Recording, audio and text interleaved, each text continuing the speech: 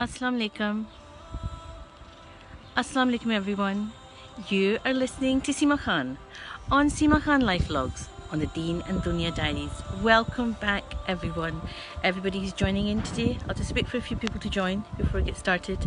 But thank you everybody who's joining in today. I hope you all had a really nice break from me from all the lack of sleep and lack of everything that went on in Ramadan. I hope you all had a really good Eid and are all really nice and rested up now.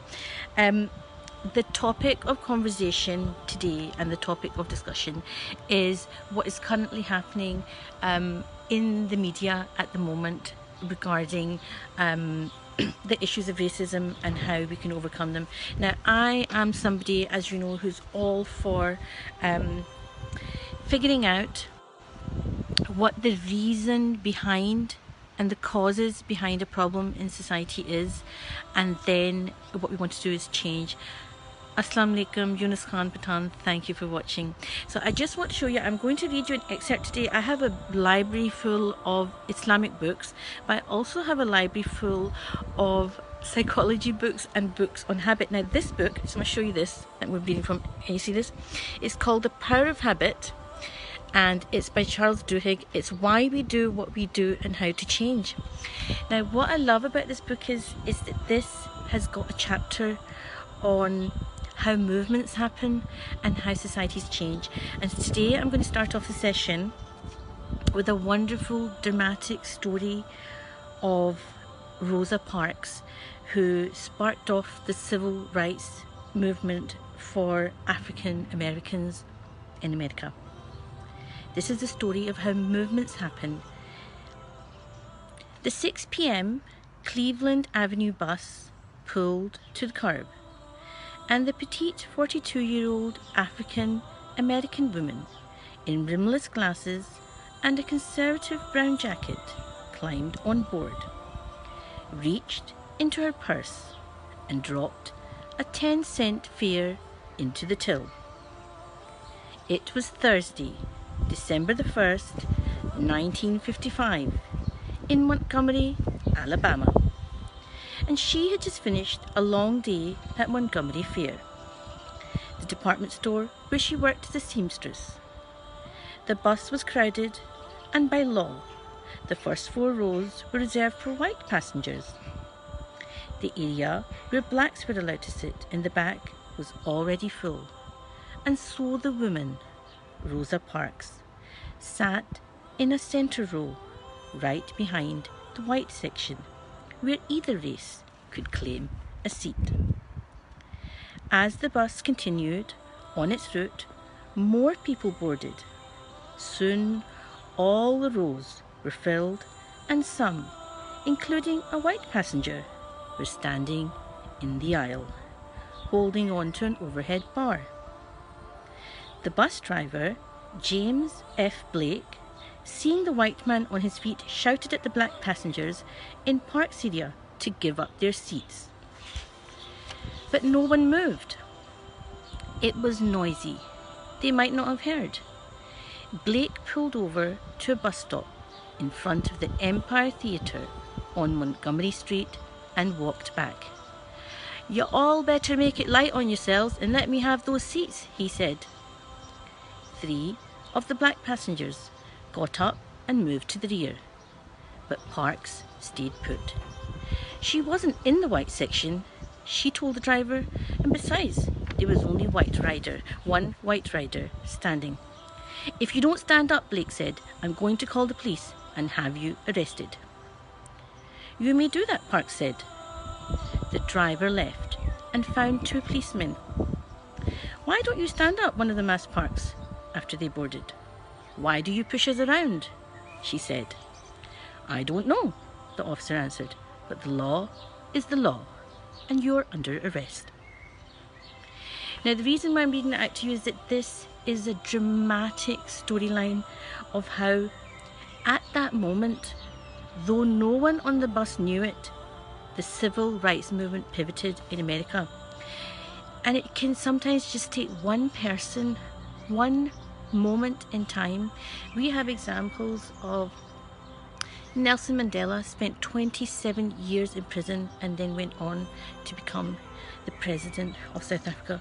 We have countless examples in Martin Luther King. We have countless examples of when Malcolm X went on Hajj and he saw the solidarity of Muslims amongst the community and how there was no differential between blacks, whites, colours of any sort.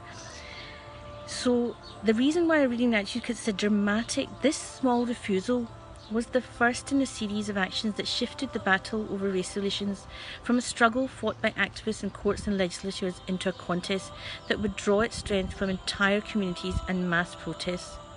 So over the next year after this happened, Montgomery's black population would rise up and boycott the city's buses, ending their strike only once the law segregating races on public transportation was stricken from the books.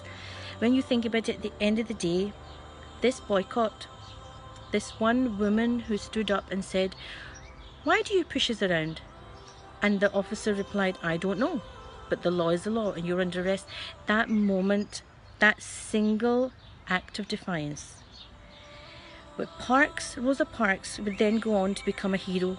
She would receive the Presidential Medal of Freedom, and she became a shining example of how a single act of defiance can change the world. I just love that story. So there is a lesson in everything we do.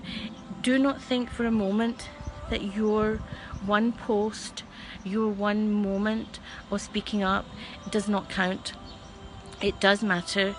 When you fill a bucket is filled up by small drops, and we are all part of this. So everybody who's watching, whatever you do, when there's oppression going on, and as Muslims especially, we must hold and stop the hand of oppression. So now I'm just going to go to the topic of where does this racism actually come from? What does Islam say about it? What is the disease of racism? Where does it come from? And once we understand where it's coming from, then we can all take action collectively as a community in trying to stamp this out. I am a great believer in change. As you can see, all my books are all about either Islamic books where Nabi Sallallahu Alaihi Wasallam came to change the world, to change our characters, that was his main purpose, or psychology books on habit, or biology books on understanding the human condition as to how we can change. So what is the human condition? The human condition is that the reason why racism exists is because it's a form of a disease called arrogance and pride, and we all know who suffers from that the most. That was Iblis. He basically said, you know, that he was not going to bow down.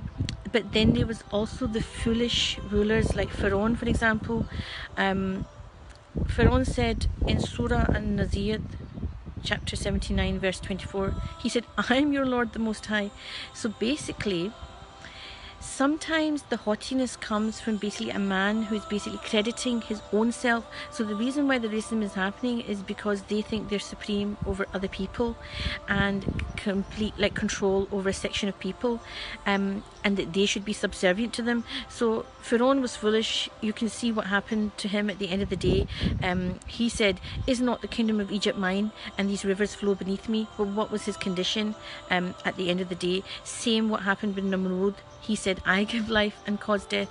Nimrod thought he was the controller of life and death. So any person, community, country, or that thinks that they have supreme control over a people, or that they should be subservient to them, they are on the wrong track, because Allah subhanahu wa ta'ala has said that I give life and cause death.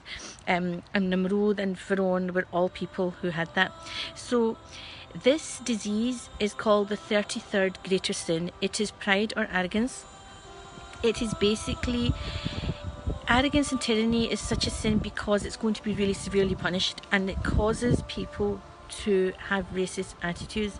The reason why they have racist attitudes is because they end up having what's called a seal over their hearts, because they're so arrogant that they can't see the good in other people.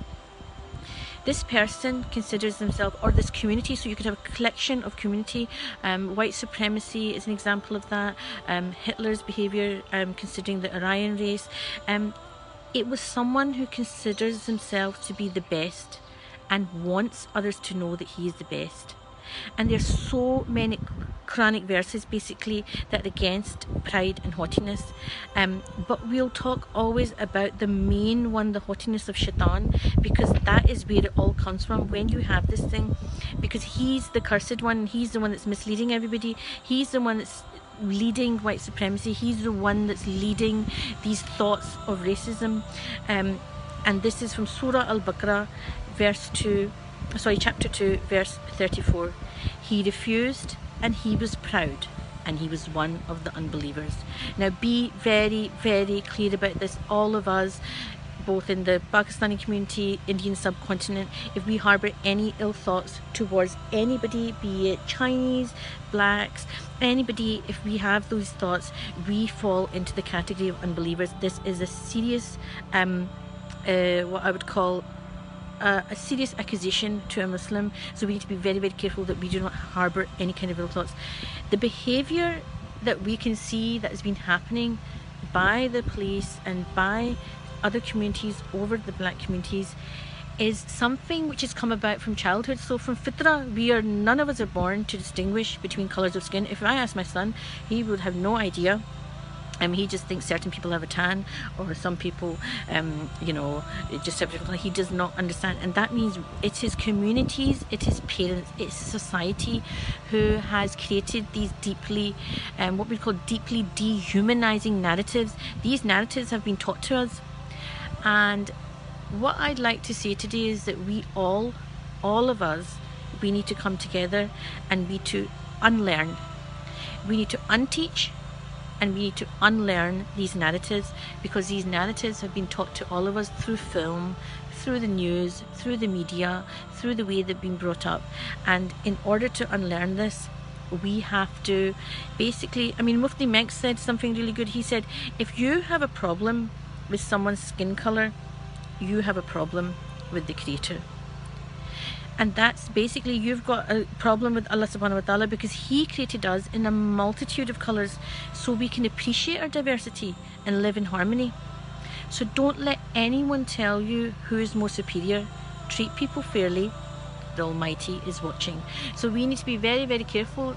It is our duty as Muslims to follow the Sunnah of Nabi sallallahu alaihi wasallam, who was the world's greatest anti-racist.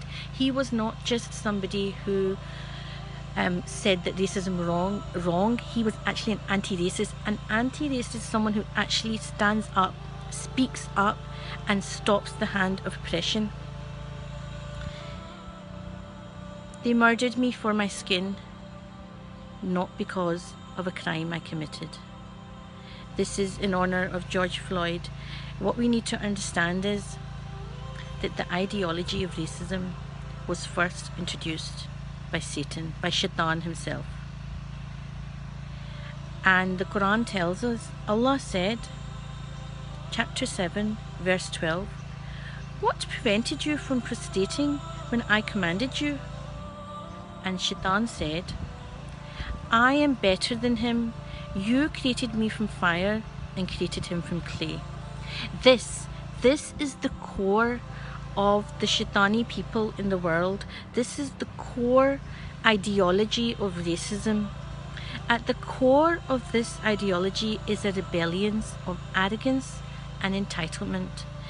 The systematic racism that occurs in the black community in America, the systematic racism that occurred within apartheid in South Africa, the systematic open avant-garde racism that occurred with black slavery, where I'm not proud to say the British Empire basically had a huge part in systematically killing and degrading people on the measurement of the colour of their skin.